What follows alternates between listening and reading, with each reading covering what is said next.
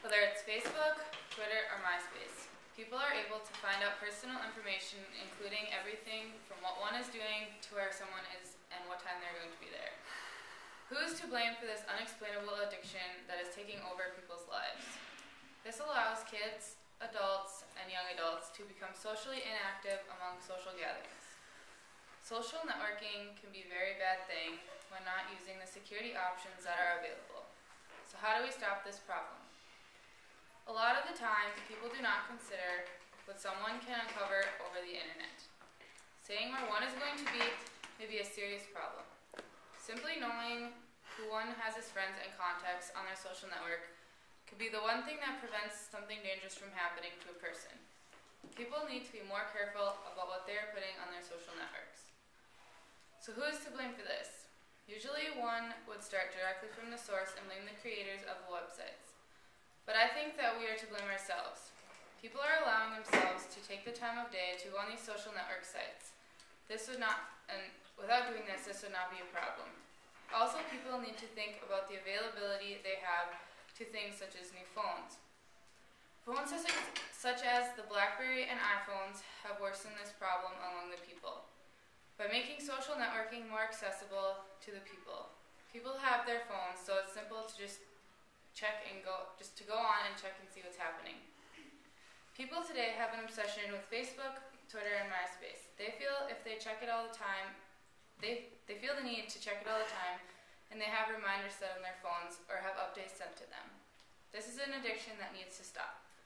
Parents spend less time with their children than they did only a decade ago. This prevents parents from knowing their children. They don't have relationships with them anymore. This creates lack of communication among families. This also takes away from everything else people used to do to stay in touch with family and old friends. So how do we get people away from this terrible addiction? To start, parents should limit times on the use of computers.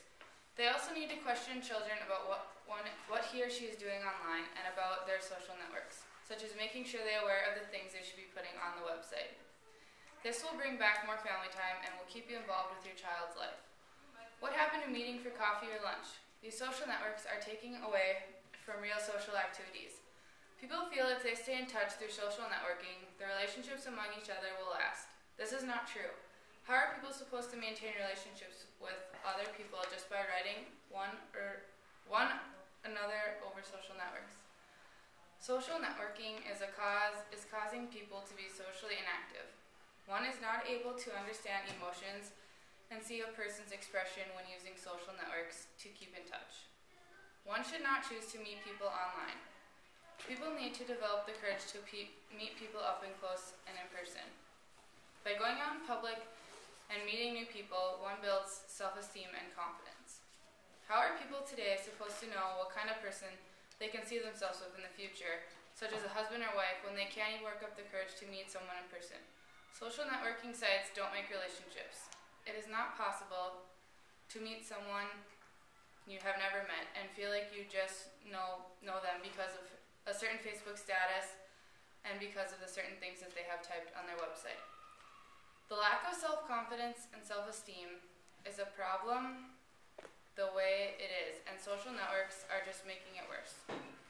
If people really feel the need to have a social network, they need to be smart about who their friends are.